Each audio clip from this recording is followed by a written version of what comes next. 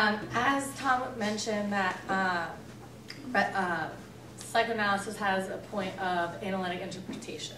And here, Lear goes more deeper into what analytical interpretation is, and basically he asks the question, why does emotion play a role in this? So in this sense, why would an audience need what Rhetter offers?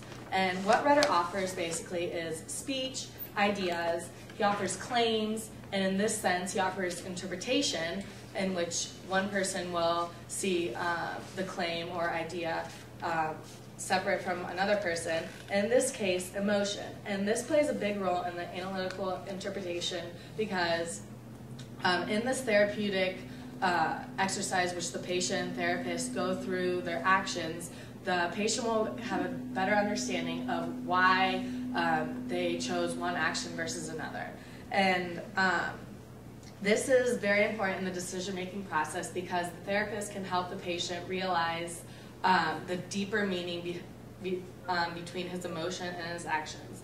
And Lear looks into Freud for his answers, and Freud offers that a person cannot in oneself look at themselves completely. So what I mean by this is I cannot go outside of my own realm and look at myself and see the exact reasons why I perform one action or another. So this is why a therapist is very important in this process, because they will ask those, devil's advocate questions like, why did you do this? What are the reasons behind it?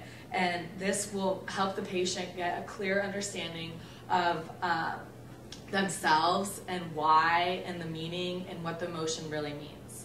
So there's this one quote that's very important in this excerpt, and it's, "We do not stand in a position of knowledge toward who we are."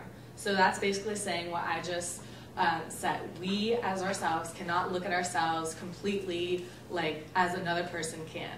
We offer excuses for ourselves if we if we do not do something fully or completely, we'll be like, oh, I just didn't feel that way, or you offer excuses for not putting so much effort in. And in this way, you're kind of in denial. You're not accepting yourself for who you are. And an example of this would be, say when me and Dr. Arthurs were talking, many people who are homosexual, they will not admit to themselves that they are homosexual. They'll offer excuses. They will perform different actions to have society not look at them in a different way. They don't want to be judged. And this is also going into what Rhetter offers. In this way, we're always emerging. That's another key point that Freud points out, and what Lear also mentions in this excerpt. We're always emerging. I was not the same person in high school, I'm not the same person now, and I'm not going to be the same person in 10 years. You're always changing and adapting to your environment.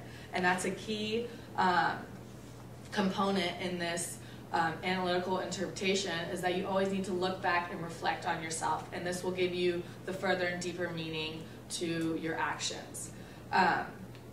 Now, all of these variables, emotion, rhetoric, persuasion, they're all important in the decision-making process, and that's what Rhetter offers. So going back to the question, why does an audience need a Rhetter and what it offers, it's basically the Rhetter has emotion, it offers interpretation and claims, so each person can get a deeper understanding of your insight, your meaning, and the true value of who you are. So next, Javita is going to talk about the further answer to this question of why we need Rhetter and emotion.